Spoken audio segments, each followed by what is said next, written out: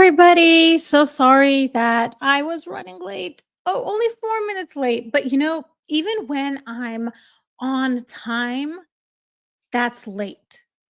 If I'm early, then I'm on time. And if I'm on time, I'm late. And if I'm late by 4 minutes, this is the end of the world. I can't.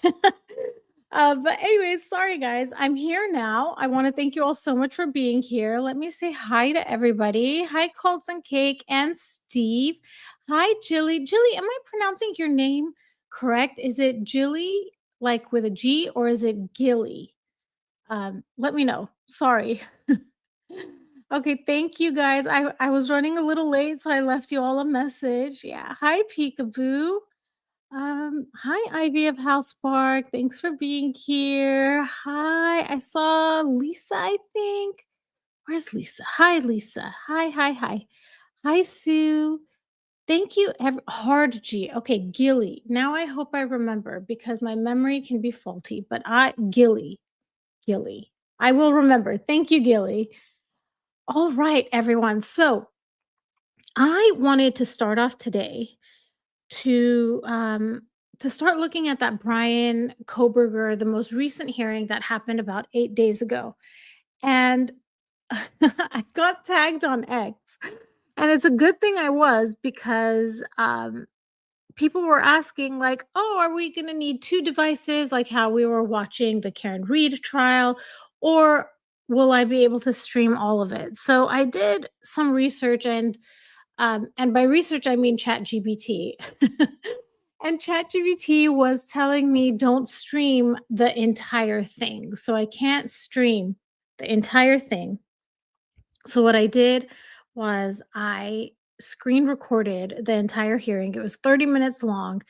And I clipped out various parts that I thought were important. Now, I didn't want to miss any of it. So in total, I think my video after everything being clipped is like 9 minutes long. So there's still a lot in there. I wanted to keep as much in there as possible. The clips are maybe 15 seconds max each one. Um, I wish I had more time to do them because what I would have done is put an image or something in between each clip so I would know where to pause, but I think it'll be pretty obvious where we need to pause. Oh, no worries, Peekaboo. I'm glad you brought it up because I don't want to get in any trouble or anything. So, yeah, okay. And I'm also going to tell you that there's I'm not a lawyer, so and I've never really watched trials before. The last couple of weeks were the first time I started really watching trials. So thank you everybody for being there with me. So there are terms and things that um I want to understand. Like the first one is continuance. They mention I think continuance just means delay, and I'm going to look it up right now. What is a continuance? Um Because they mention okay, yeah, it's a postponement or delay of a court hearing or trial date. And the way that this is going to start is that the defense attorney starts talking first, then the prosecutor comes up, and then the defense attorney comes back again. Hi, Lulu's mom. Oh, I'm glad you do, Gilly. This is going to be fun. I think this means though that I won't be able to live stream the Bryan Kohberger trial directly, which is a complete bummer. I was hoping to be able to do what we did with Lori Vallow's trial. Yeah.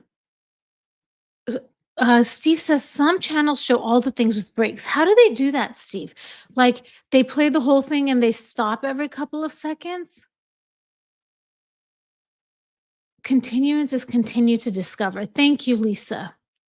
Thank you. Thank you.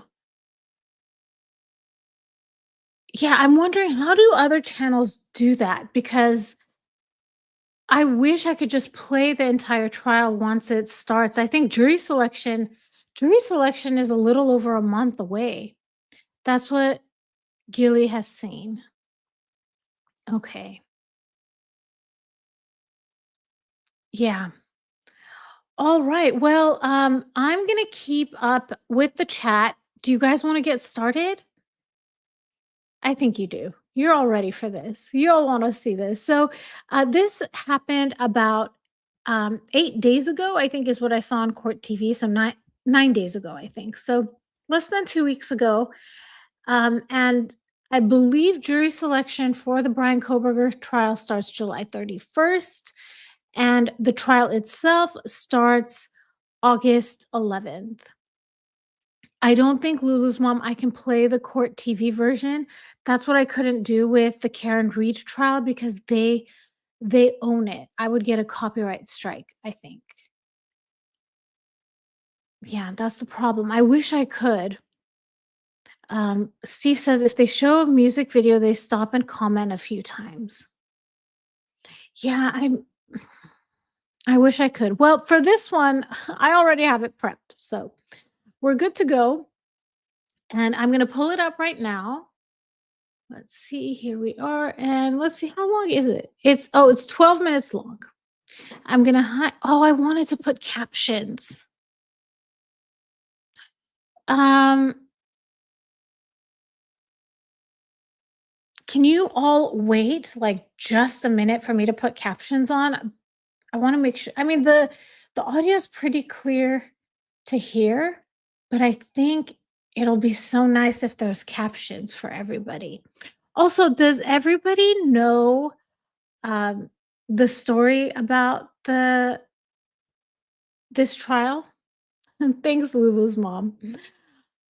You do you. Thanks, Gilly. Yeah, the judge is great. He talked maybe twice during this whole hearing, and he seemed like a reasonable person. Okay, you'll all wait. Okay. It shouldn't take long. I already got the process started. It says generating captions 85%. And you know me, I have to have the captions look pretty. So I'm gonna they have to look pretty. So yeah, he is unimpressed. And, I wish I had enough time because I want to focus on Bryan Kohberger's facial expressions. Also, another thing, notice how there's hardly anyone sitting behind the prosecution, but why are there so many people there on the defense side? What is happening there? Y- I know, Gilly, you are absolutely right. Absolutely right. I agree. Okay, let's see. The captions are here. Let me make them pretty. Um,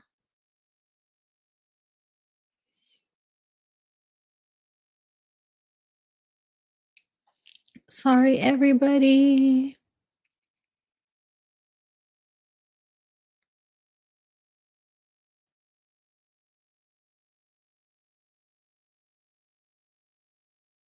What I want to do too is move it somewhere that's not like in the way. I think that's good. Okay. And I will export.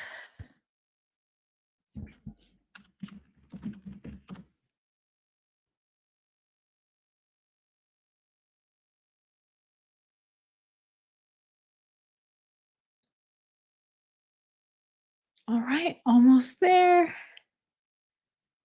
Oh, I thought we were almost there. 28.9% exported. We're getting there. We're getting there.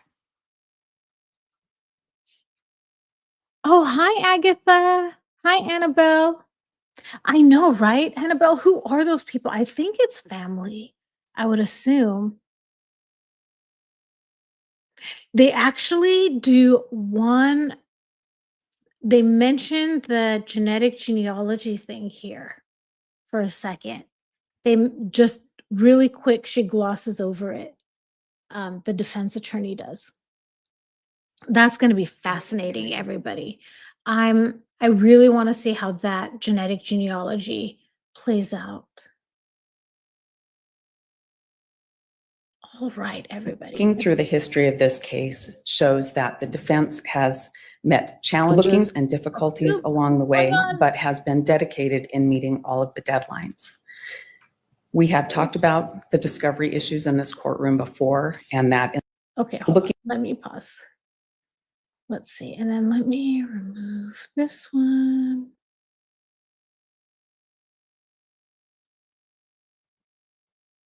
Okay, everybody, let's see. Let me catch up on everyone. Okay, everyone's good. Yeah, where's an old geezer? Hi, Cindy. I don't think I said hi to you. Sorry that I missed you. Okay, everyone. So let's get started. Um, again, the defense talks first, then the prosecution, then the defense again. And also, is the defense attorney a public defender? I'm just curious if you all know that, if any of you know the answer to that. So I'm going to go on mute and I'll play the first section. Here we go. Looking through the history of this case shows that the defense has met challenges and difficulties along the way, but has been dedicated in meeting all of the deadlines. We have talked about the discovery issues in this courtroom before, and that in large part brings us to need a continuance. 68 terabytes of information. Okay, so let's pause there. So she immediately starts off with her justification. We are not asking this because we haven't been doing our job, that we've been slacking off. It's just, it's been difficult to get everything together.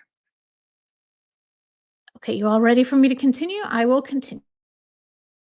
Information is a huge amount of information. We were receiving discovery, but it was such that you would get a file that would say hundreds of photographs, hundreds of pages of reports, each having to be looked at individually to know what was there and then organized.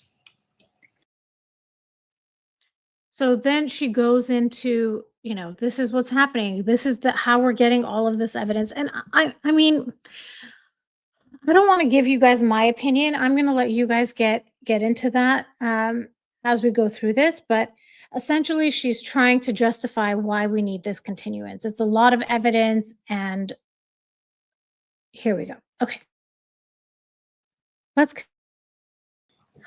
This case has also faced unique issues, starting with the media coverage of this high-profile case, non-dissemination orders that were addressed in courts, and then the grand jury materials that we had to fight to get access to before we could properly challenge the grand jury indictment. So I thought that was wild, that she's essentially saying that they had a hard time getting that grand jury evidence. Okay, Lulu's mom says she's a public defender based out of Ohio. I'm sorry. The man is Jason LeBar. Which man?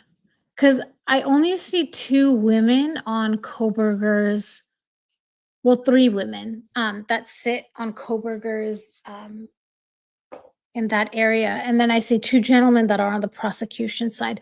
So is Jason LeBar a public defender, but he's acting for the prosecution? Hi, Kat. Welcome. One finger typing. I hear you.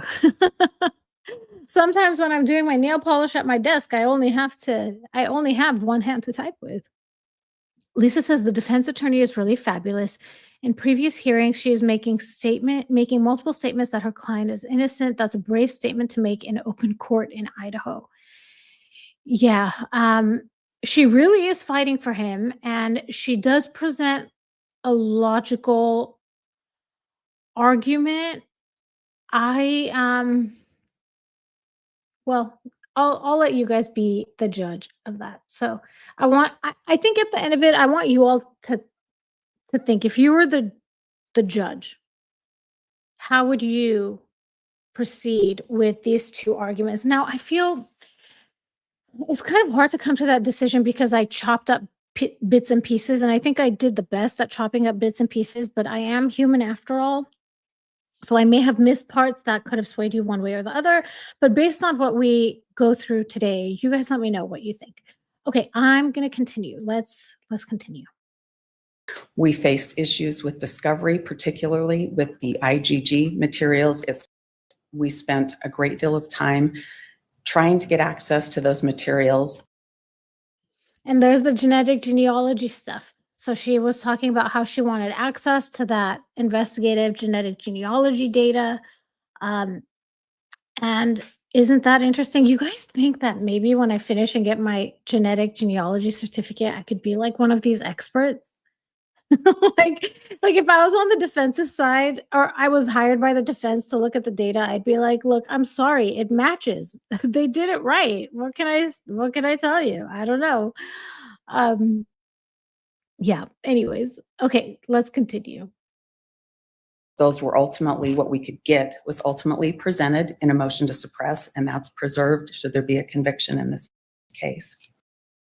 So this is exactly it. So I don't know much about it, what the history was with the genetic genealogy evidence. I know that the defense was trying to get that evidence not included. And basically, that's what she's mentioning on trial. It's on record. We tried to suppress that evidence. The trial, as of now, has not been moved, Kat. At the end, the judge says that he will get back to them in short order, but they should proceed like the trial is going to happen on as scheduled. Cindy, I don't know why she would have trouble getting it. The implication here, she's implied it a couple of times that she's having trouble getting information from the prosecution. That's the even though she doesn't flat out say it, that's the impression I'm getting. You all let me know if you all see that too. Gilly says it's got to be hard to defend someone you think is guilty, and that's the thing. I mean, I don't know. Do they It's hard. I know. I couldn't do it either. Like, if I had to represent Meghan Markle in a case, I'd be like, "Girl, just admit it. Like, you did it, okay? We have video footage of you pushing the Dr. Sophie Choundaka. We have the video. You did it. Just admit it." Cindy agrees with Gilly. Lulu's mom says, Ann Taylor for sure. She's one of 13 Idaho public defenders handle death penalty cases. She focuses on DNA. Lisa says they pulled every record imaginable, fourth grade records, just every crazy thing you could think of. And she goes into that actually.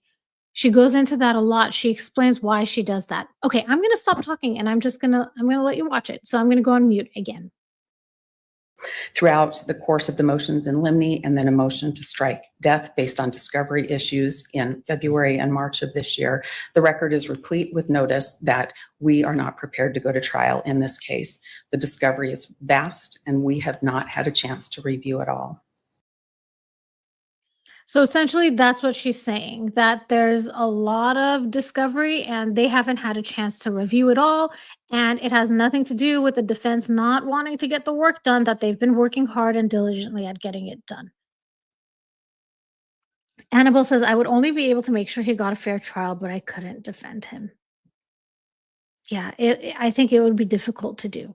Unless you have okay, I'm going to ask all of you, do you think that Karen Reed's lawyers thought she was guilty? And then I have a funny question for you after that. Personally, I don't think they thought she was guilty. That amount of passion that they had, I really think they thought she was innocent. Yeah, Megan pushes everyone. Lulu's mom says, I'd rather they take the time and get it right to get the conviction. So Lulu's mom, we'll get into that because my opinion, oh, is everything okay? Can you guys hear? What is going on?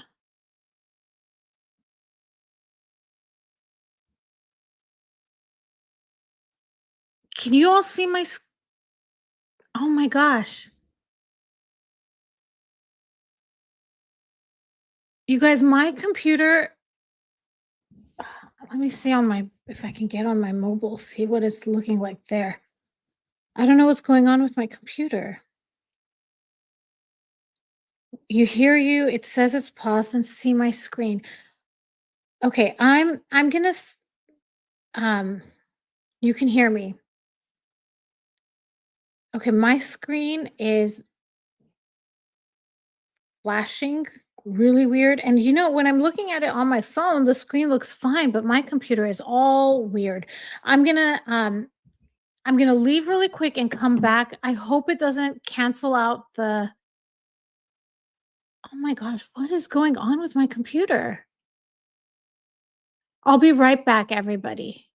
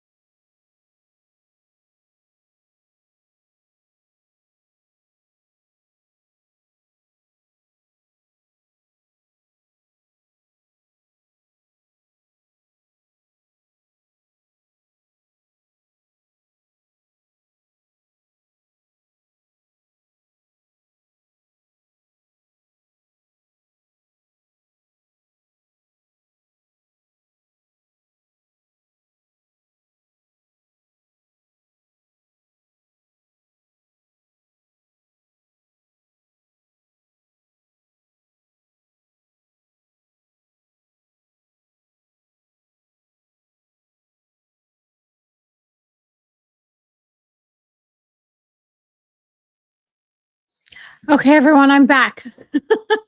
What in the world happened? I also blame Meghan Markle. This was completely her fault. I agree. Lisa says Yannetti and Alessi has been on this victory tour since last Friday. They are taking everybody's interviews. And Jackson is not. Oh, that's interesting that he's not. Great. You can hear me. You can hear me. Okay, I'm going to upload the video again because I don't know what happened. Looking through the history of this case shows that the... Okay, so I think we got... No, we didn't get this far.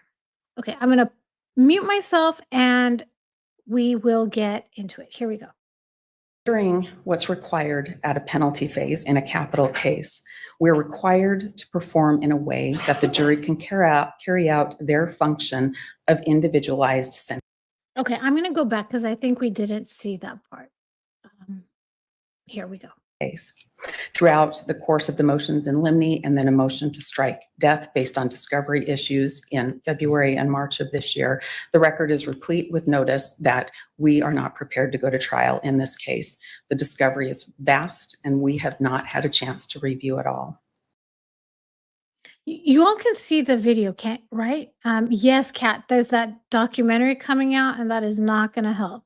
Yeah, that's for sure.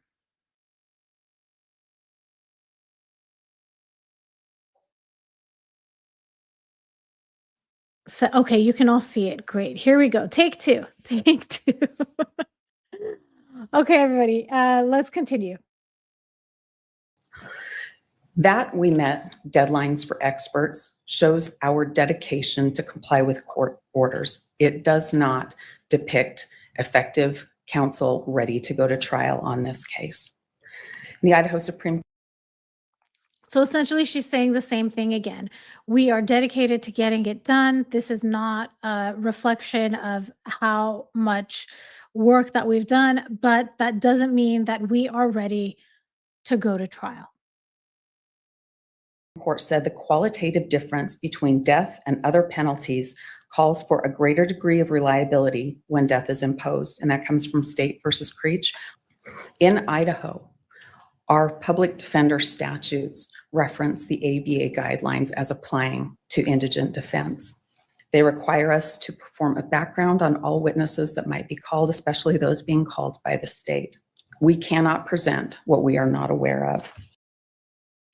So again, there she's kind of taking a dig at the prosecution, it seems, because I think she's saying we need to talk to every single witness, in particular the state witnesses, and um, we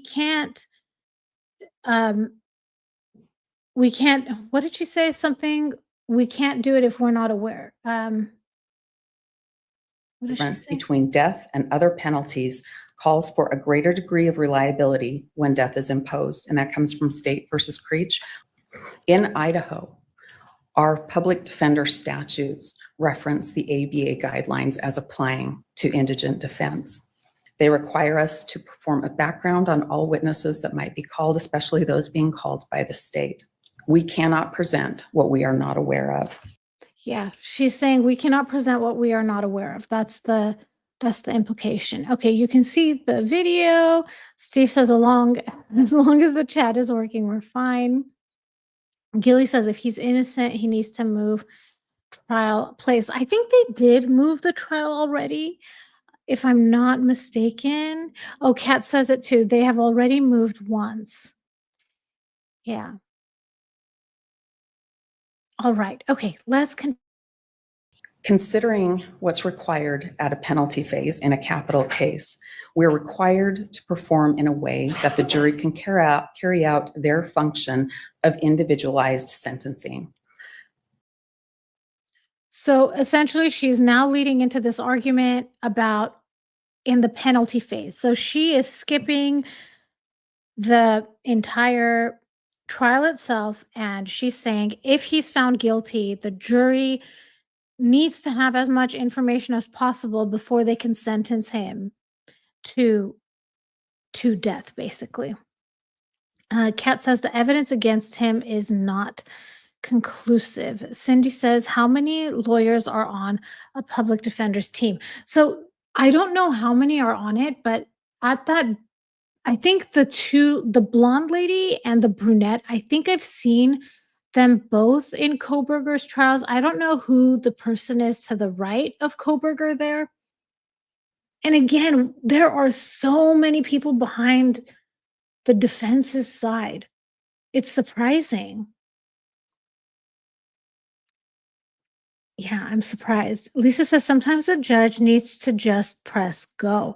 Yes, a new potential witness or a new potential evidence may come up 10 years from now, but the defense has an obligation to do their own discovery.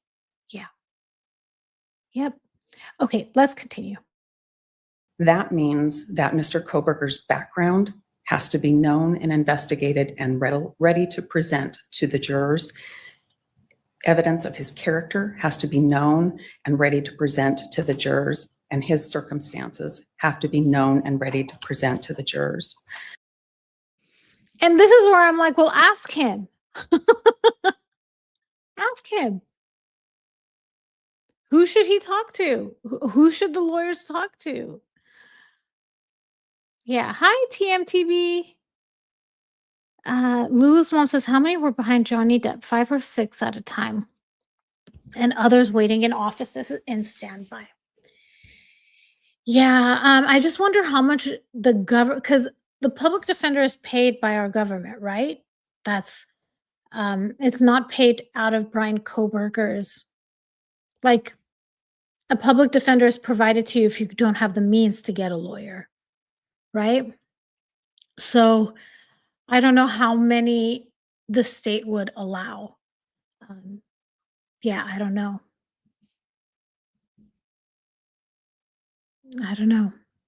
Yeah, Lulu's mom says right. So they probably have 2 people at most. Yeah.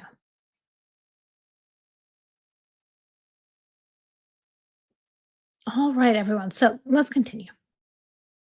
It is the duty of the defense to find and investigate all mitigating information.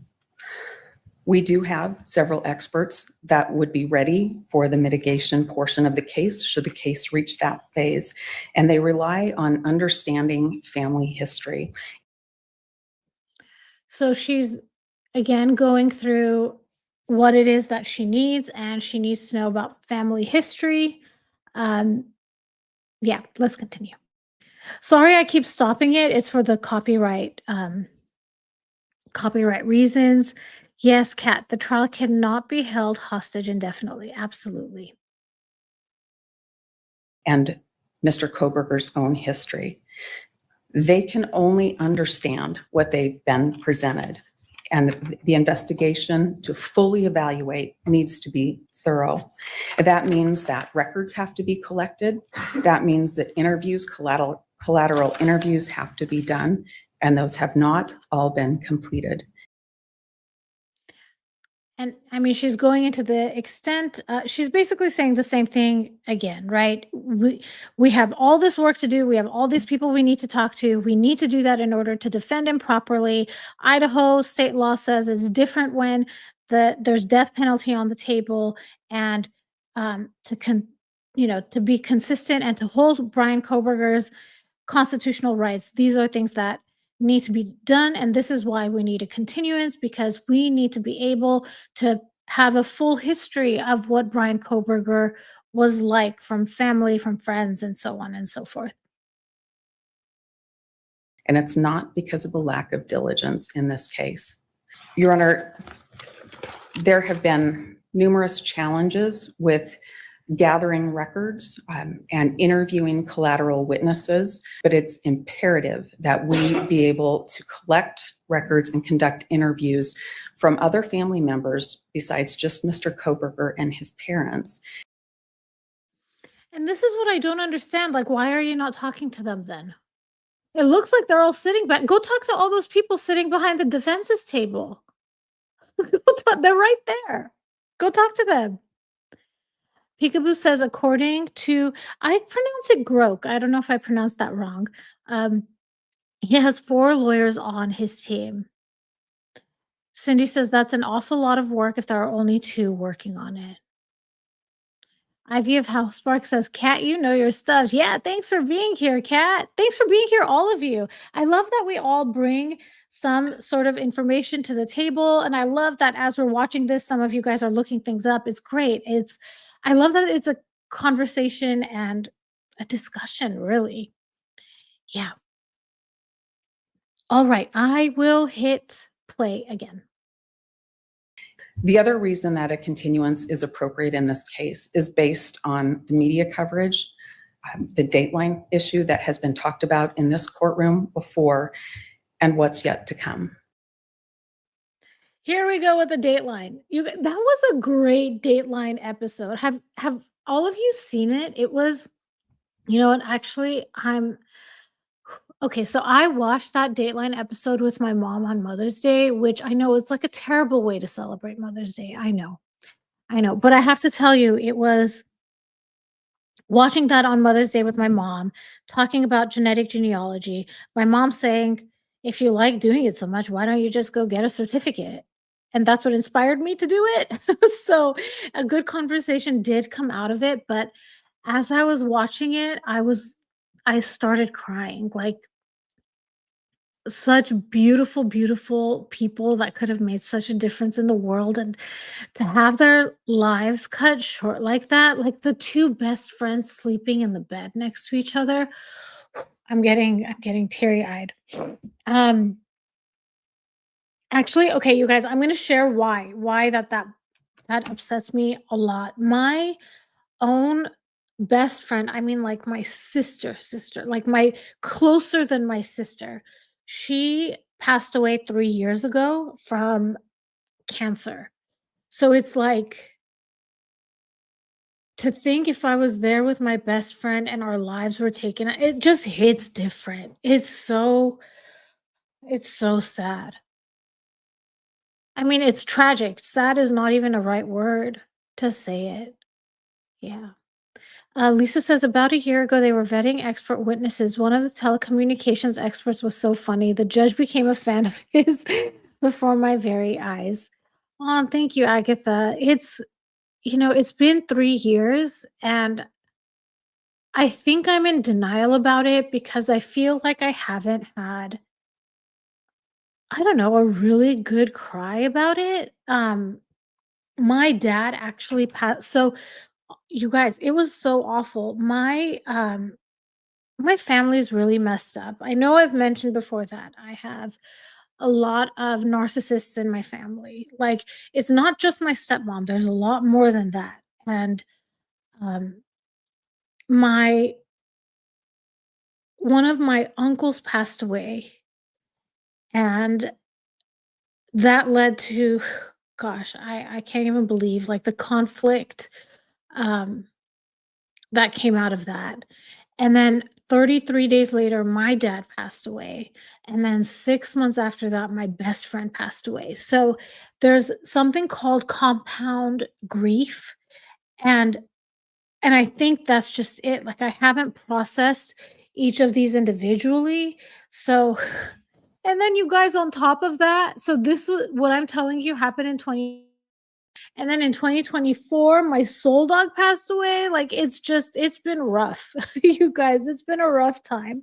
Um, but I have to tell you, this channel, Revealing the Narc, and this channel, the community is so beautiful. It's been really helpful for my healing, for sure.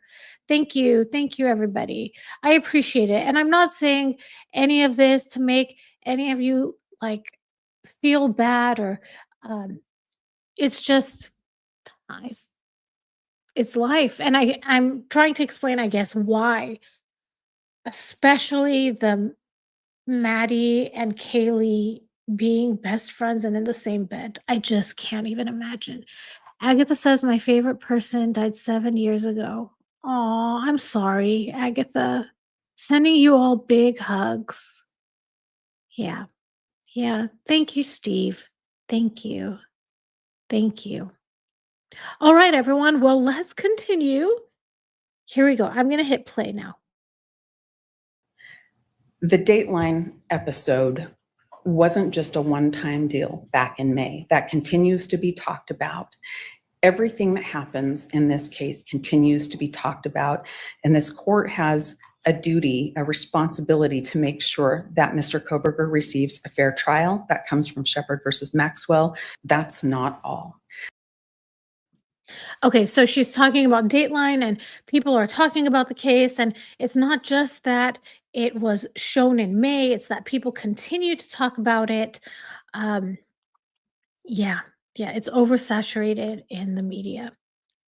People are interested though too, like this is it's horrifying. What happened? Who did it? Why did they do it? How do we spot something like this if it's brewing? How do we protect our children? Um, uh, College students, how do we protect our friends if something like this happens? Lisa says Trevor Colt's father passed this week, causing his mother to have a heart attack. She's scheduled for heart surgery Monday. I saw that. Man. Yeah. Sending big hugs there. Yeah, for sure. Thank you, Cindy. Yeah. They were so young and full of potential. Absolutely. All of them. Yeah. Yeah. Okay, everyone, I'm going to continue. There's a book set to be released just a few weeks from now, to be followed by a docuseries on Amazon Prime. Okay, I just had an idea. What if we do a book club for that book? You guys want to do that? When is that book coming out? I'm going to look it up right now. That would be kind of fun to do. That could gear us up for the trial.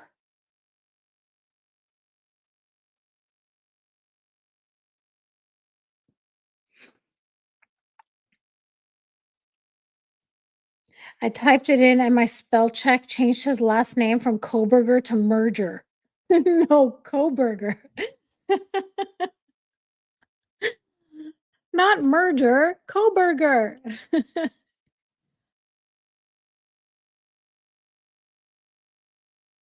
When the Night Comes Falling, a Requiem for the Idaho Student Murders by Howard Bloom. Is that the one? So it says that one. Oh, that one was last year. There's another one called The Idaho 4 by James Patterson and Vicky Ward. Release date July 14. That's the one, I bet. And James Patterson, I don't know much about him, but he's a credible author, right? That's yeah, it seems like the July 14 one is the one that they're talking about. There's another book called The Complete Inside Story and Investigations of Bryan Kohberger. It says it's self-published. What does that mean? I don't know. Yeah, look at the judge. Cat says. He's like, "Are you done?" Okay, I know. Dateline did give a lot of information. I get it. And people are talking about it. I get it. Ivy, how does Shauna do her book clubs? Because I feel like whenever I've watched her shows, it's never been about a book. It's just been not random commentary, but she's been talking about something outside of a book. But I think it would be really fun um, to go through the book and get everyone's feedback, and it would be a good warm up maybe to go into the trial. Kat says he paid if it's self published. Or whoever wrote it, right? Whoever wrote it. Yeah. Okay. I'm going to go on mute and let's continue. There's a claim that there's inside sources that provide information in this case. The moment we start attempting to select a jury in this case, those things are going to be on everybody's TV, everybody's social media feed, and some of the very witnesses that will be expected to testify will be taking part in the docuseries at least, and maybe noted in the book. So, yeah, that's what she's saying. This is going to be everywhere. People are going to talk about it. The witnesses that are going to be called may actually be in the documentaries. Cindy says, I love James Patterson's books. Yeah. Okay, Kat says he is not with a publishing house. I think that is what it means. Steve says, according to the Willow quantum computer, the past still exists and people only pass in our time.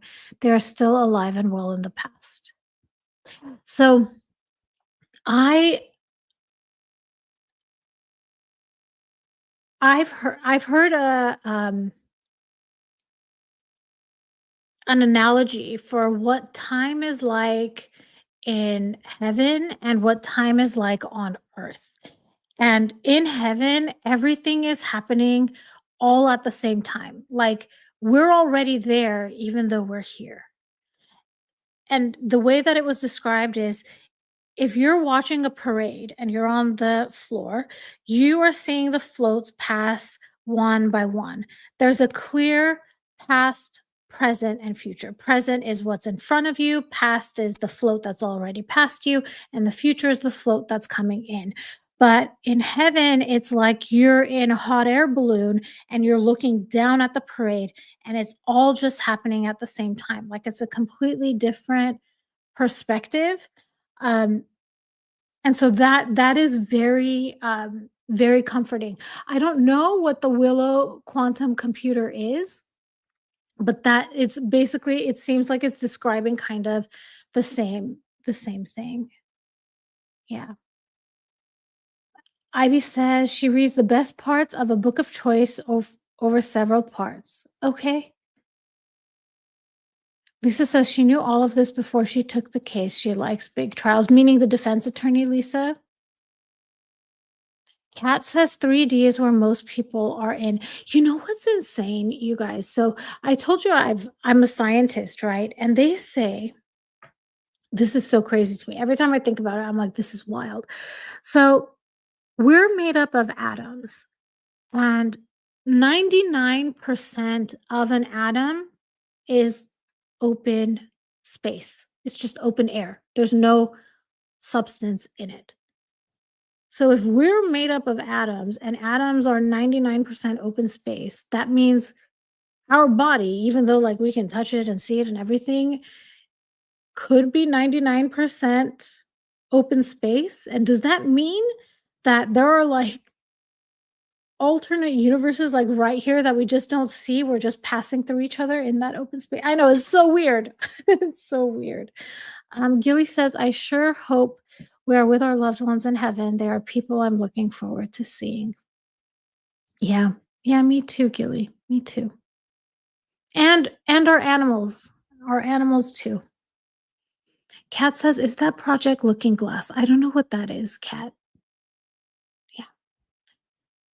Energy never leaves. Yeah. It's one of the, oh gosh, what is it called?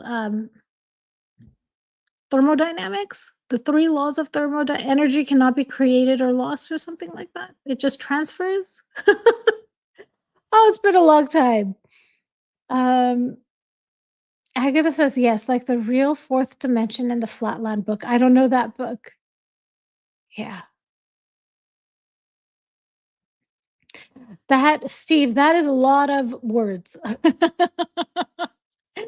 I don't know what that is. Like, I know you just mentioned the Willow quantum computer and Grok, and I don't know what Adam's quantum entanglement is. It's wild. There's so much that we just don't know. Yeah. Yep. Okay, guys, I'm gonna press play.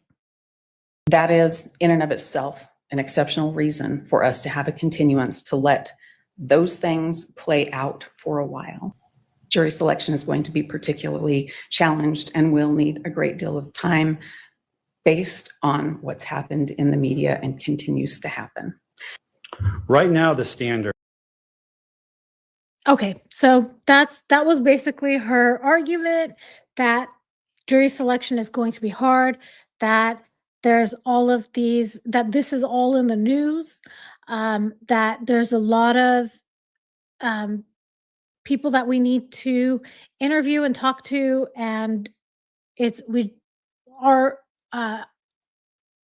it has nothing to do with how diligent we are in this case. It's just a lot of work, and we haven't been able to get there. Agatha says it's when quantums and atoms party. More time won't help him, Annabelle says. Steve says energy and information cannot be destroyed. Yep. Ivy says my mom, Granny, and my soul dog visit from time to time. Oh, that's so sweet, Ivy. I love that. That's very sweet. Lulu's mom says, I take nothing at face value. I think everything is open for interpretation. Humans are limited in their intellectual capacity. There's much more unknown, in my opinion. I think there's much more unknown than known, also. Definitely. Definitely. Yeah. All right, everyone. I'm going to hit play again. Here we go. Oh, I should mention now the prosecution is up and he is trying to explain why a continuance is not necessary.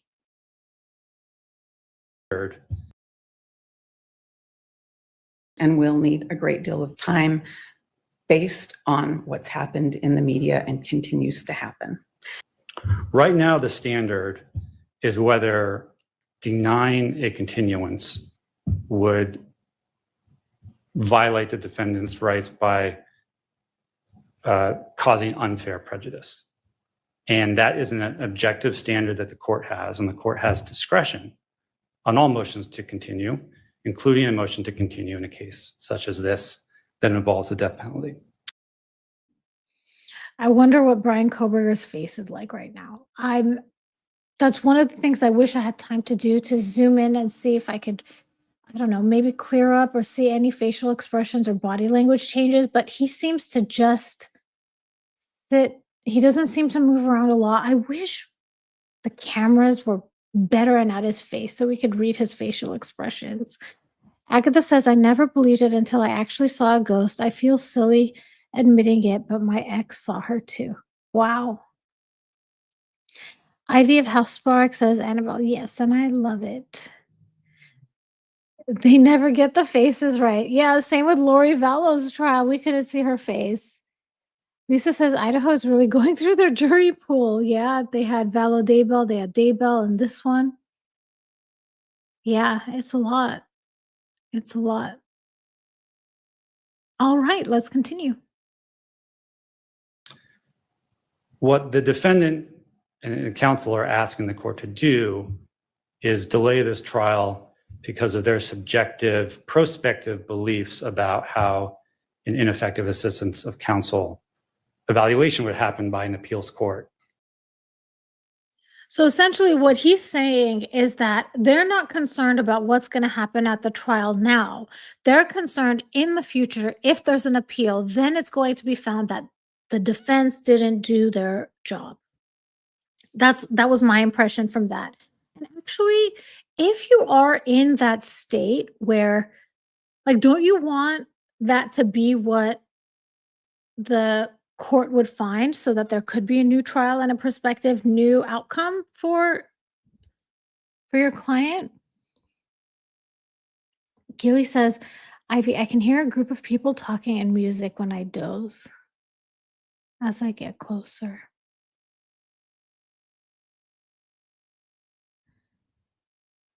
Yeah, I'm sorry, Gilly. Sending big hugs. Steve says, Willow has turned our whole understanding of time and space and what we believe upside down. Oh, that's sweet, peekaboo. Yeah. Very sweet.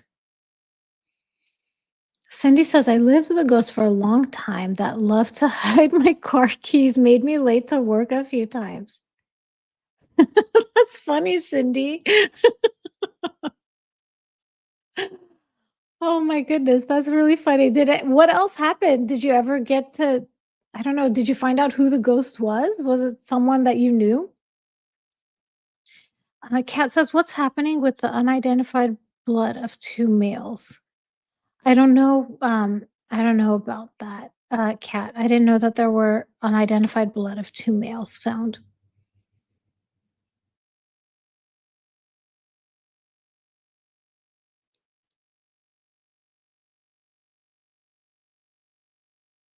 All right, everyone, I'm going to continue the video. Oops, what did I do? What did I do? Wait, no. There we go. Okay, here we go. If there is a conviction. I'm at a bit of a disadvantage, Your Honor, but I think the record that we do have shows that the court can use its discretion to deny this motion to continue. And there it is. He says we can deny the motion to continue. Kat, I haven't heard of blood on the door handle. I haven't heard about that. Lisa says it's not that the defense didn't do its job well. It's a misinterpretation of the law. That's how trials get overturned. Yeah, and she keeps saying, the defense attorney kept saying, it's not that we're not doing our job. It's, there's just a lot to do. We're diligent. We're on it. We're taking care of it. It's just there's a lot.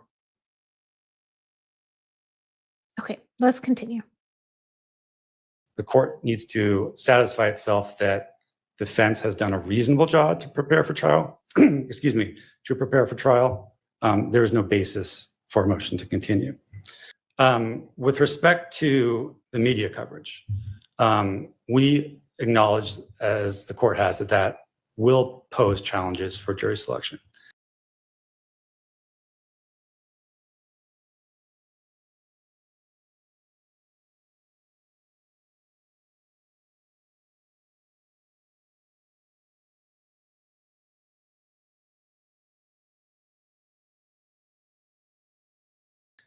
The issue, though, is not whether there is a lot of publicity.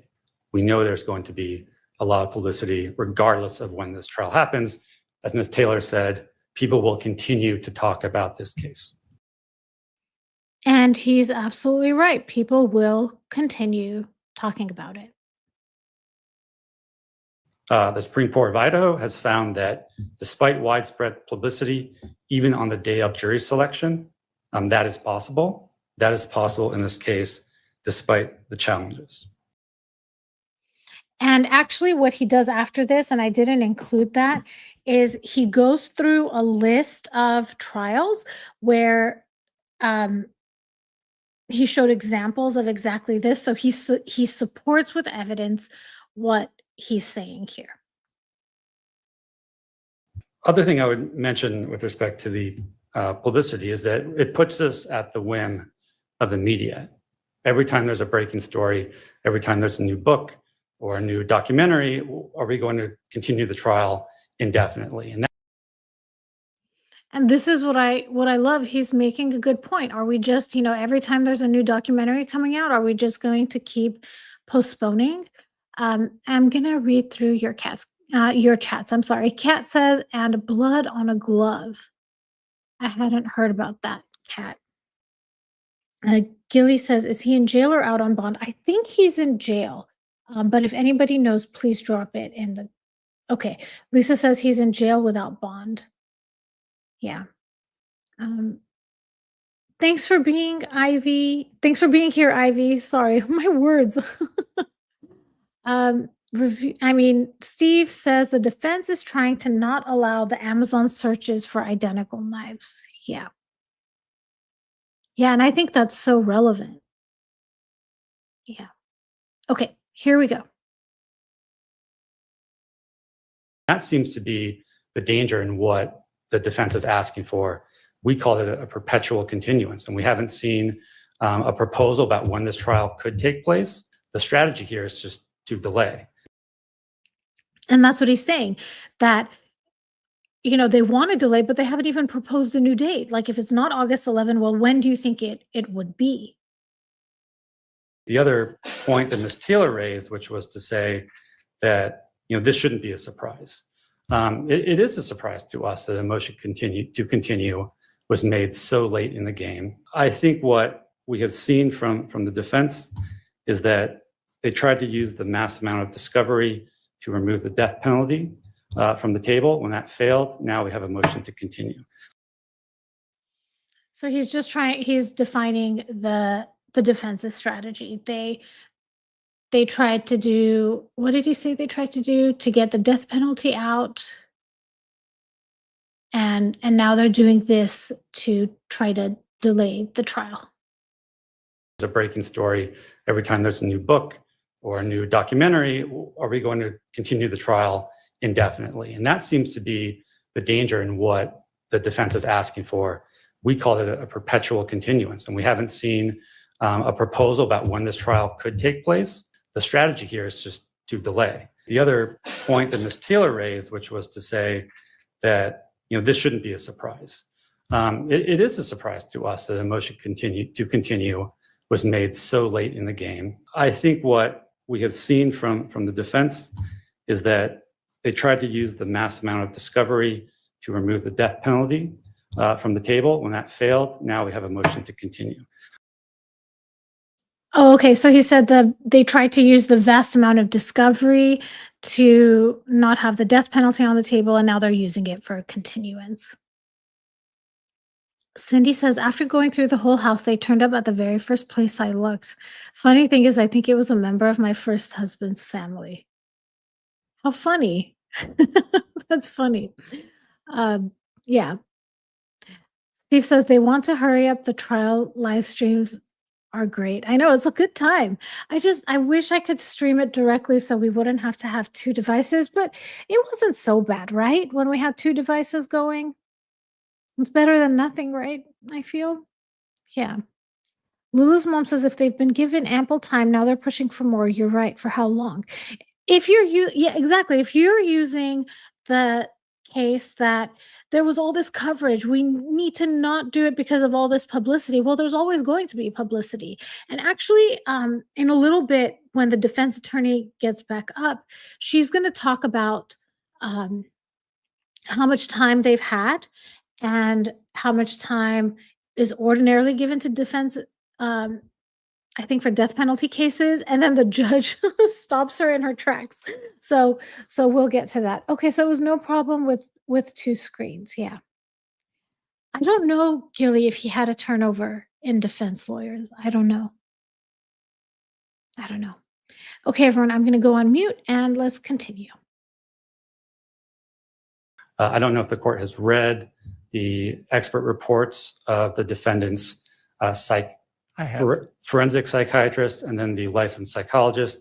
I won't discuss the details in open court, but our position is that both of those specialists, well-trained, very experienced specialist, conducted significant, fulsome life history investigations. They weren't just looking at bare records. They were talking to people from the defendant's past, from his present, his family, and developed parallel life histories. And so what he's saying here is, okay, the defense attorney said that they want all this vast life history so that when it comes to the sentencing, that we can present all of his life to the jury. But the prosecutor is saying we had a forensic psychologist and a clinical psychologist, I think he said, that did all of that work. We have 2 reports. They went and they interviewed a ton of people. There are 2 reports that have already done this. in their reports, as I read them, no red flags that needed further investigation were noted. Nothing about those reports appeared to be incomplete, and the experts didn't say we are unable to reach the conclusions we need to reach for lack of investigation. So I think that is sort of proof in the pudding. We have a life history for the defendant. The defense has amassed significant materials, and to the extent there are ongoing discovery from the state that Ms. Taylor. Okay, so that's essentially what he's saying. You know, we already have all that information. You don't need to keep digging. There were no red flags that were found. So there's no reason for there to be continuance. Let's see. Lisa says, that's what I was thinking. Idaho is a death penalty state, but if he is found guilty and is sentenced to death, he would get an automatic appeal. I didn't know that, Lisa. Steve says 2 devices are fine. Great. Thank you. That it was easier. It was, I don't know. I just wish I could show you all the screen and we could watch it all together, but I'm glad we were able to do that. Cindy says, why are these documentaries and books and such even going on when they are trying to have a fair trial? Well, people are interested in it, right, Cindy? Like, this isn't something unique to Bryan Kohberger. This happens all the time. Like, look at all the documentaries and stuff that came out over Karen Reed. Karen Reed herself was interviewed by 2020. There was, I think, a 48 Hours episode about her. There was definitely a Dateline episode about her. There were numerous documentaries that came out. Sorry, everyone. Yeah, and it's exactly like Agatha says. I feel like there's always books or documentaries. Peekaboo says the lead defense lawyer is still the same. She only went from public defender to private practice. Yeah. All right, everyone, let's continue.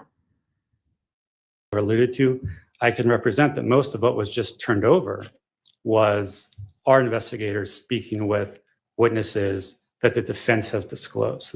So with that, Your Honor, I would again rest on the case law holding that a scorched the earth investigation is not what's required. I would start with. Oh, oops, I didn't go on mute. I thought I was muted. I hope I didn't talk to myself. I don't remember. But basically, that was his argument. We don't need to go full scorched earth. We don't need to know every single thing that happened in his entire life. We have 2 reports that have talked about it. You know, there's always going to be publicity in this case. We can't just keep, you know, every time there's a new book or a new article out, we can't just keep postponing the trial indefinitely. Okay, good. Thank you.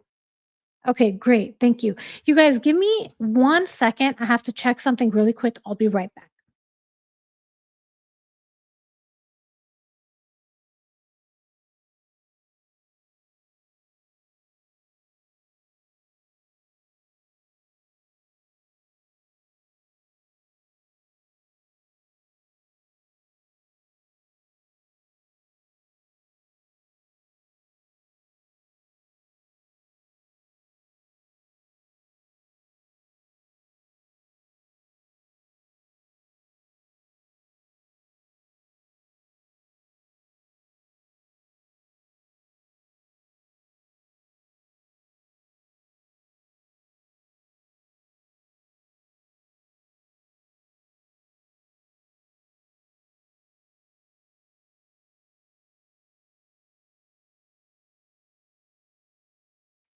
Okay, everyone, sorry.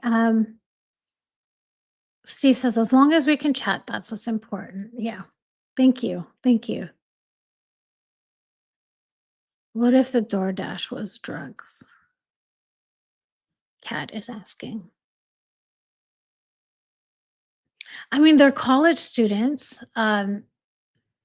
So what do you mean, Kat? So it was Jack in the Box, right? Like they could look into did the DoorDasher pick up actual Jack in the Box? Like that they can see. Whether or not there were drugs added to the Jack in the Box bag, I don't know. But how does that impact what happened?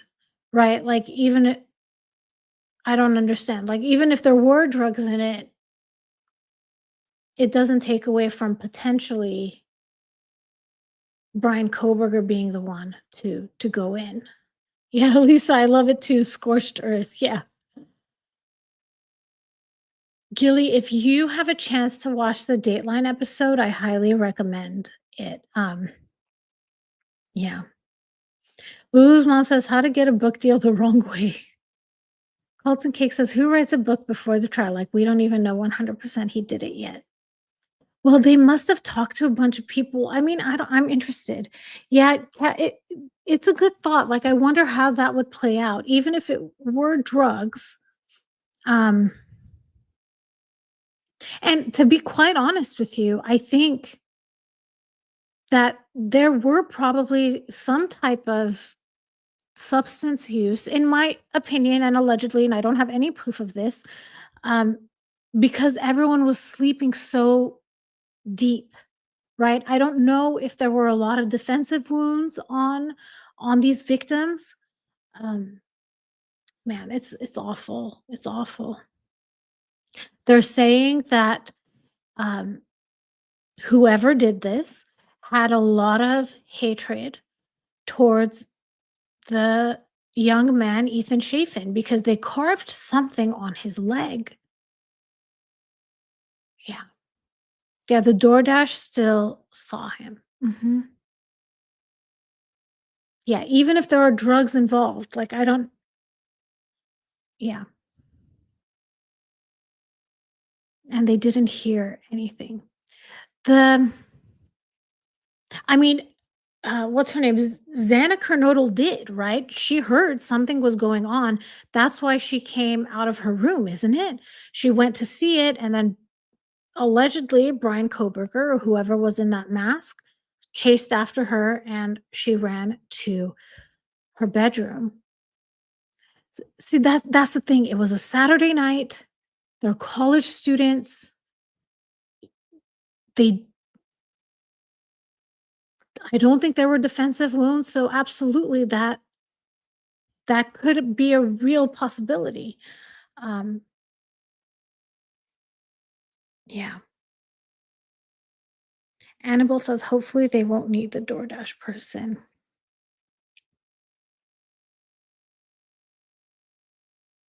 I mean, I don't know, guys. There's a lot that the DNA on the knife sheath, that's a big deal. And then the Amazon searches of trying to buy another one and the obsession with Ted Bundy and the the way he was acting at school. You know, there's something I never mentioned to all of you that I was going to do a video about, but I haven't had a chance to do it, and it would be a good one. So, um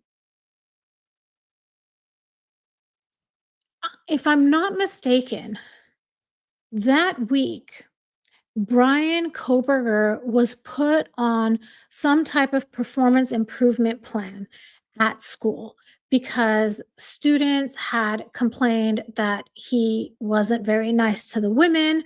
Other people claimed that he wasn't very fair to other people. He had gotten into massive arguments with professors.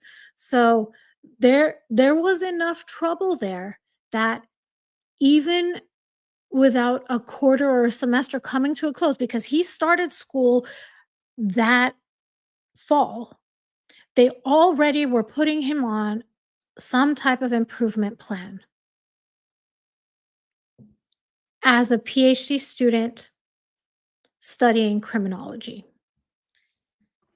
That reminded me of the crime that happened in Aurora, Colorado, where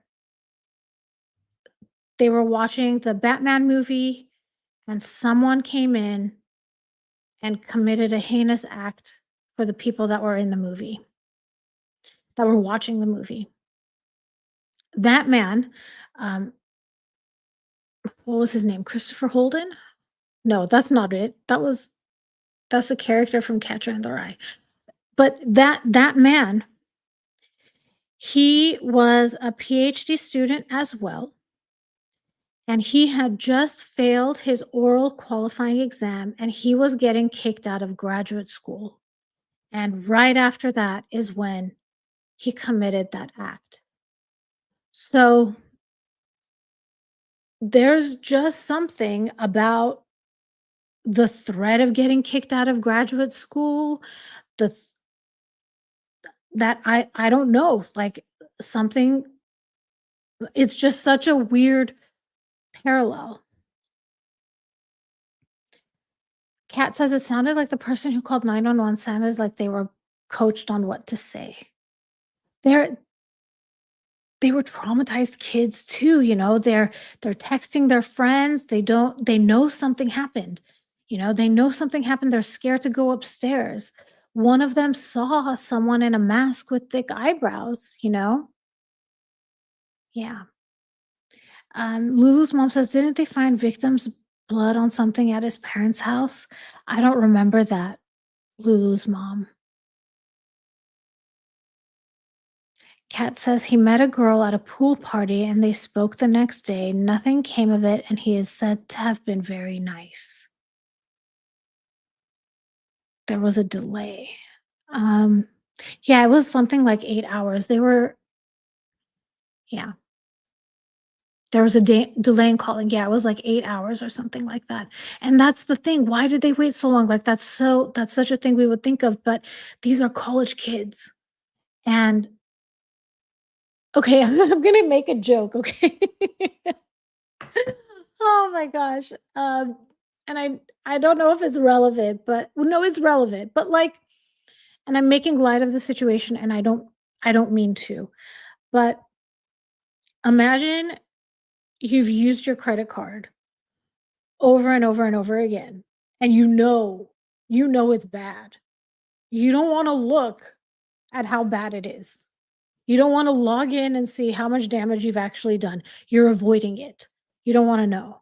And I feel like that's what happened with the two roommates in that house. They know something bad happened. They're contacting their friends. They're not hearing from them. One of the roommates saw someone in a mask leaving. They were scared. They wanted to delay the inevitable. And also, Kat, you're asking why. Maybe they were on substances too. They didn't want to have their blood drawn or be found that they were on substances. So maybe they were waiting for the substances to leave their system. Yeah. Lulu's mom says, did you see the Dunkin' commercial where the toaster is flaming on fire? The college kids working there are just staring at it. The customer put the fire out.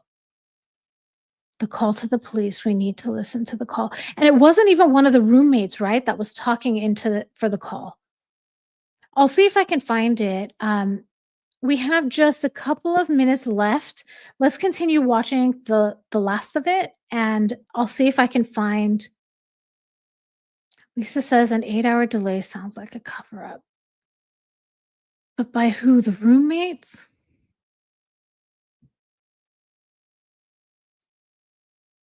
I don't know. I feel like they're just a bunch of kids. They're just a bunch of kids that had a night of partying. Yes, frozen in place by fear. The woman who saw the masked man ran into her room and locked her door.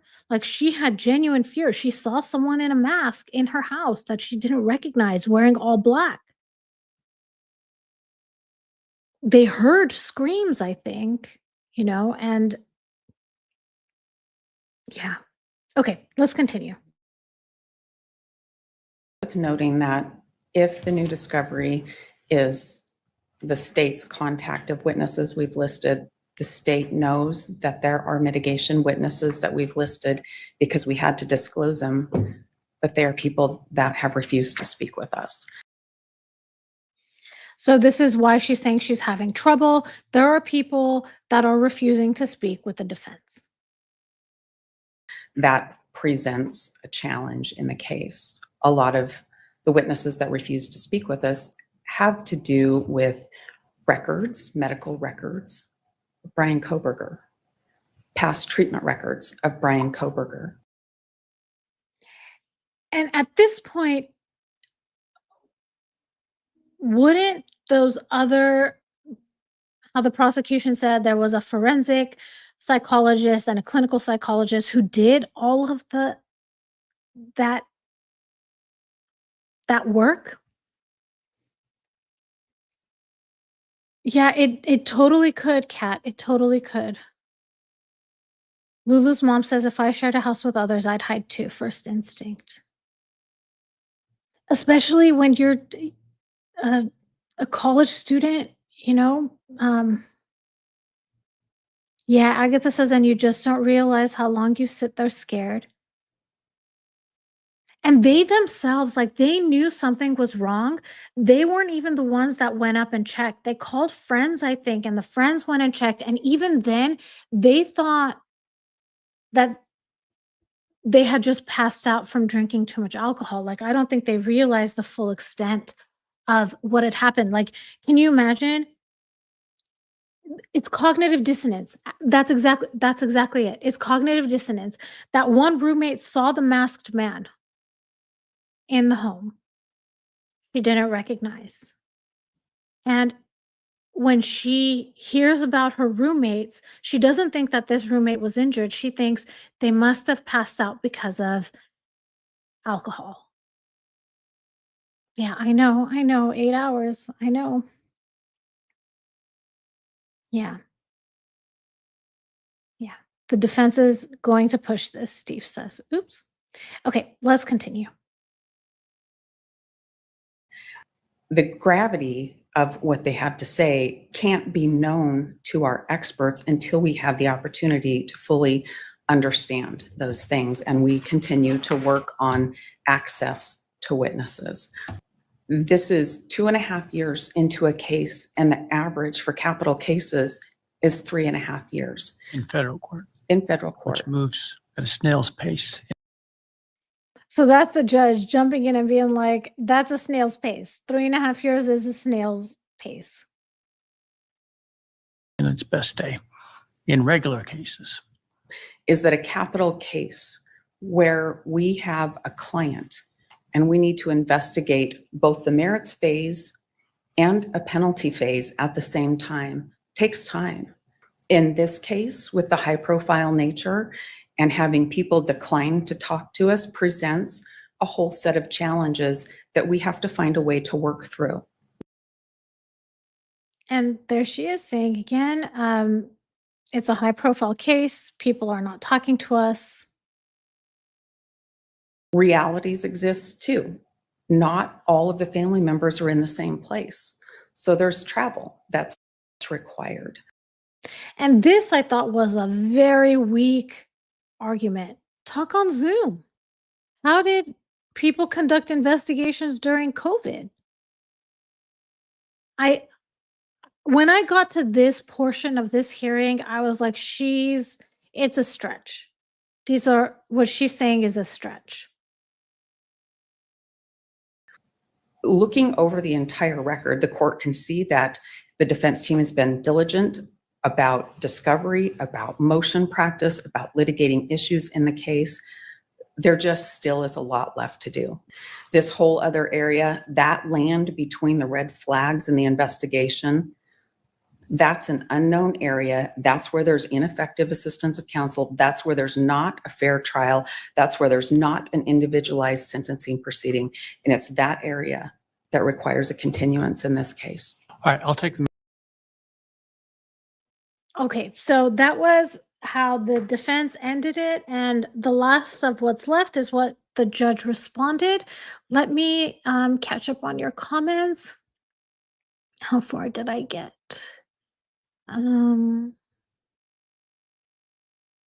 Lisa says that makes no sense. Just subpoena the people that won't talk to them. Yeah. Lulu's mom says she didn't know he was gone. I would have stayed hidden until someone came and found me. Yeah. I mean, we've talked about it on Revealing the Crime. There's the 4 responses, right? Fight, flight, freeze, fawn. And these people seemed like they froze. They knew something bad had happened. And they were also probably partying the night before. Yeah. Lisa says she's quoting from how federal cases are run, and she's out of gas here. Lulu's mom says judge isn't going to like that. She put some of it on him. All right, I'm going to rewind a little bit and let's watch what the judge says. Assistance of counsel, that's where there's not a fair trial. That's where there's not an individualized sentencing proceeding. And it's that area that requires a continuance in this case. All right, I'll take the matter under advisement and get an opinion out in short order. In the meantime, I fully encourage everyone to continue as if the trial is going to take place when it is scheduled for. Write the decision that I come to, but as of now, I would tell you that it's likely you're going to trial on the date indicated. And that's it, everyone. That was the end. Kat is saying they were passing the phone around. Does anyone know where we can find the I'm going to see if I can find it up, find the 911 call. See if we can share it somehow. Let's see.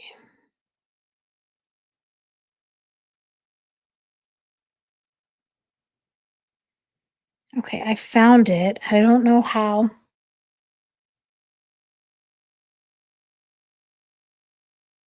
to play it.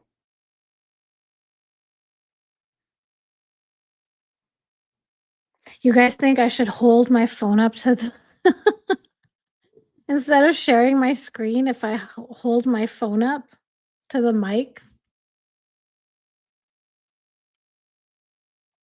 Let's see. I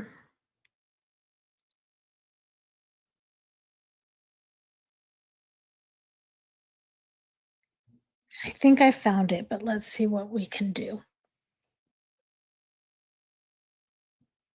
Okay, what I'll do, okay, hopefully I don't get in trouble, everybody. What I'm going to do is I'm going to share my screen and I'll try to pause it as often as possible to not get in trouble.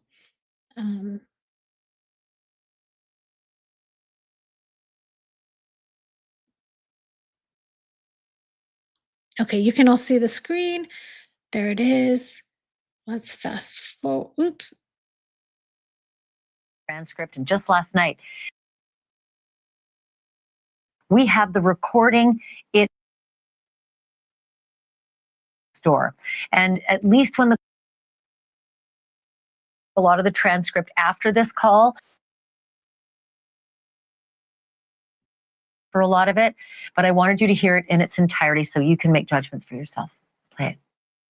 911 location of your emergency. Something is happening. Something happened in our house. We don't know what. What is the address of the emergency? 1122.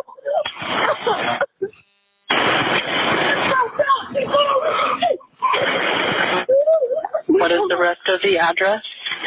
Oh, Kings Road. Okay. And is that a house or an apartment? It's a house. Can you repeat the address to make sure that I have it right? I'll talk to you guys. We live at the White, so we're next to them. I need someone to repeat the address for verification. The address? 1122 King Road. And what's the phone number that you're calling from? What's your phone number?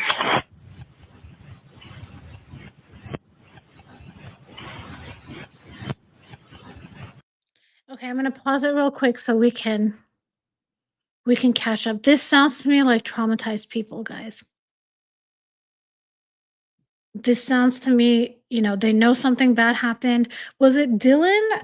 Was Dylan the one that was the one that saw Bryan or whoever was in the mask? I'm gonna ask ChatGPT. Because Dylan was one roommate. I don't remember what the other roommate's name was. Yeah, Dylan was the one that saw. She's traumatized. She saw. According to ChatGPT, it says around 4 a.m., Dylan opened her bedroom door after hearing crying and noises. She saw a tall male figure dressed in black clothing and a mask that covered his mouth and nose. She described him as having bushy eyebrows, at least 5'10", athletically built but not muscular, not someone she recognized. The man walked past her and exited through the sliding glass door. She locked herself in her room after that. Yeah. Okay. I'm going to go on mute and actually, let's see what your chats are. Definitely trauma. Lisa says, I don't think this can be looked at as intellectual property to the news channel. You don't think so, Lisa? Like, you don't think I would get in trouble showing this? I think as long as we're having commentary and we're talking, I think it's okay.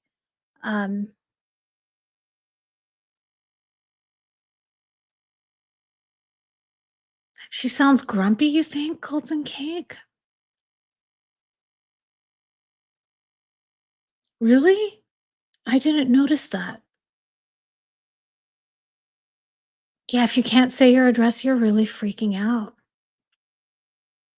Thank you, Lulu's mom. I want to play what Colton Cake is saying, that she sounded grumpy. Let's go back to that.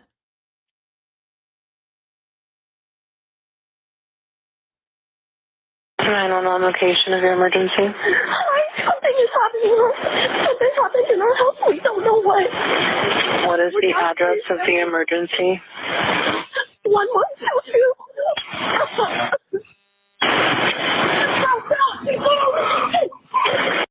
This sounds to me like someone who can't even get the words out. Oh, you're saying the 911 operator sounded? Oh, the operator did. I thought you meant Dylan did. Yeah. Yeah, how horrifying. Gilly says, my sister was a dispatcher. She was calm as can be. After everything was okay, she would take a deep breath. They're trained to be neutral. Yeah. Dispatch has to stay calm. Okay, thanks, Colton Cake. I misunderstood. I thought you meant Dylan sounded grumpy. I'm like, I don't know. She sounded scared to me. She sounded terrified. Okay, let's continue. What is the rest of the address? Oh, Kings Road. Okay. And is that a house or an apartment? It's a house. Can you repeat the address to make sure that I have it right? I'll talk to you guys. We live at the White, so we're next to them. I need someone to repeat the address for verification. The address, 1122 King Road. And what's the phone number that you're calling from? What's your phone number?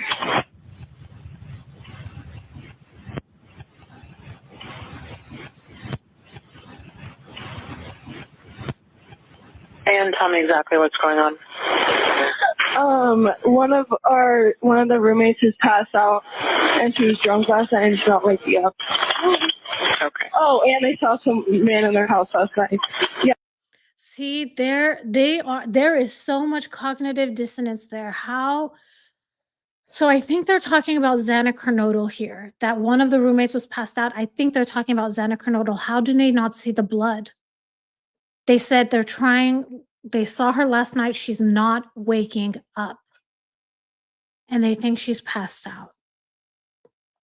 These are people that are faced with such a trauma and tragedy, they can't connect the dots. Yeah.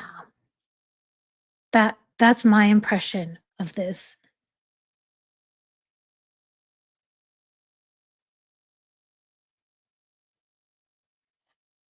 I don't know. It's a regular house, but there were, that day, there were 6 people in the house. There were 2 roommates that survived. There was Maddie and Kaylee, and they were in Maddie's bedroom. And there was Xana Kernodle and her boyfriend in a different bedroom.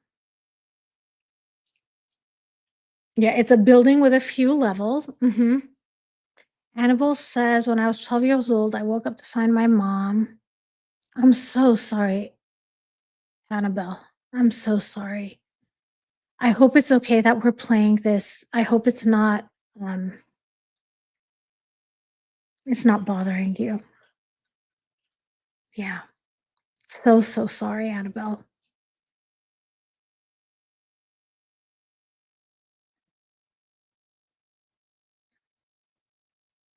All right, everyone. I'm going to continue. Yeah. Hi, and are you with the patient? Okay, I need someone to keep the phone, stop passing it around. Can I just tell you what happened pretty much? What is going on currently? Is someone passed out right now? I don't really know, but pretty much at 4 a.m. Okay, I need to know what's going on right now if someone is passed out. Can you find that out? Yeah, I'll come. Come on, we gotta go check. But we have to.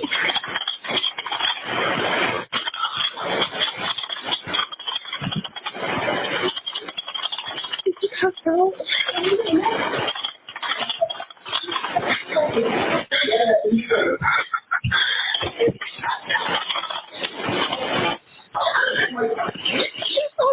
wrong?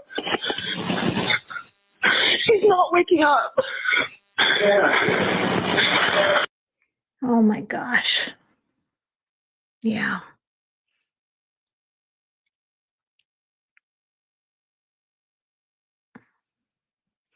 I've heard parts of it, Lulu's mom, but not all of it.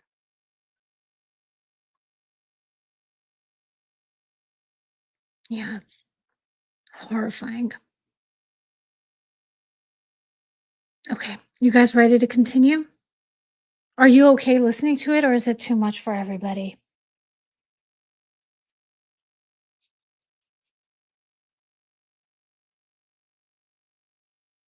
Yeah, I would too. Complete shock. I would be in complete shock. I mean, they still think she's just passed out. Took a deep breath and go. Okay. You know, Kat, I feel like almost every case, it's almost you want to give the benefit of the doubt to people, even when someone confesses. Actually, unless someone confesses, you think maybe they didn't do it, right? There's always that little piece like maybe the evidence is wrong, or maybe, I don't know. It's very dark, but it's evidence, Steve says. Yes, Lisa, that the 911 operator doesn't know what's going on. Yeah. And because they don't know what's going on, they don't know, do we call an ambulance? Do we call a coroner? Do we call crime scene investigators? Like, what do we do? Okay, Gilly's good. They were stabbed. That's why I think there's a lot of cognitive dissonance here. Like, if they're going and checking on Xana, how do they not see all the blood? It's like they're having a hard time connecting that there was someone in the house they didn't know, and their roommate is on the floor, not waking up. Okay, everyone, I'm going to continue. Okay, one moment. I'm getting help started that way. Okay, thank you.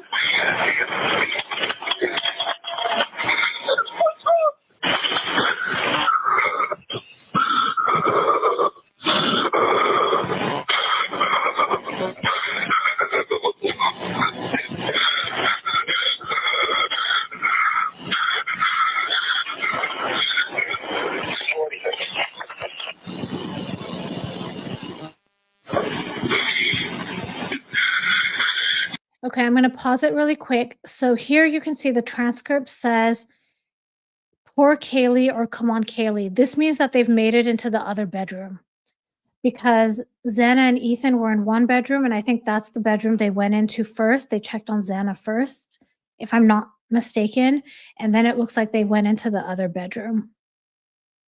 Yeah. Oh, if he used a blanket to cover them, I don't know. I don't know, Lulu's mom.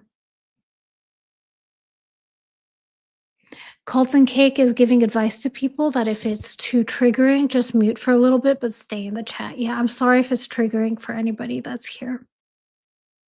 Police and EMS would be dispatched, Annabelle says. I think they were all really, really drunk. Yeah, I mean, they're college students, right? It was a party night, I think. Okay, everyone, let's continue.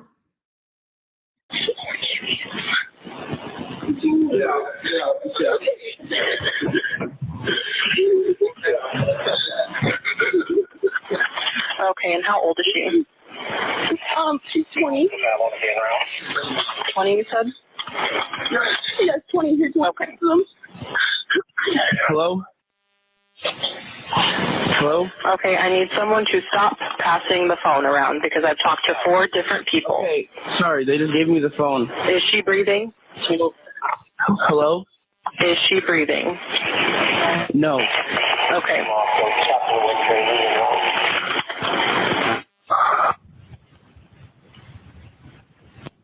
You need to talk to them, okay? I can't talk to them. They need you to talk to them. Hello. Okay.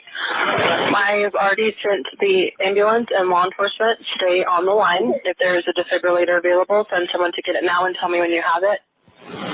Say that again? There's a police here right now. Okay.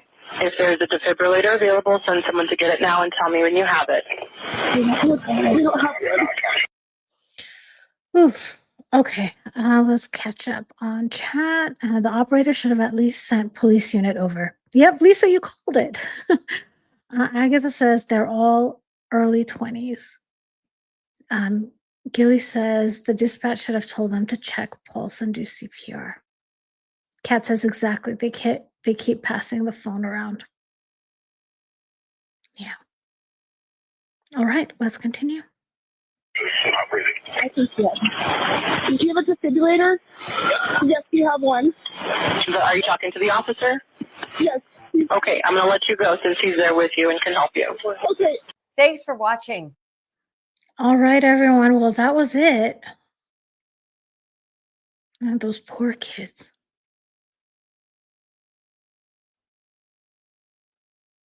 Those poor kids. I can't even imagine.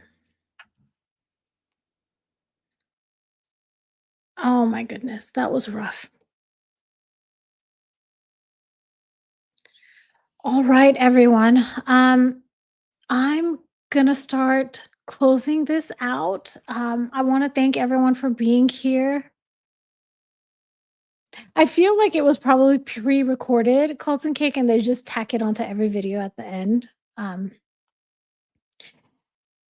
Lulu's mom says they hadn't found the others yet, right? Well, my impression, I thought they went to Xana first in one bedroom, and then you heard them say Kaylee's name. So I don't know. To me, it sounded like they went to both bedrooms because it happened in 2 bedrooms. But I'm not exactly sure. Yeah, Lisa says they should have kept the guy on the line. He was a lot calmer. Yeah.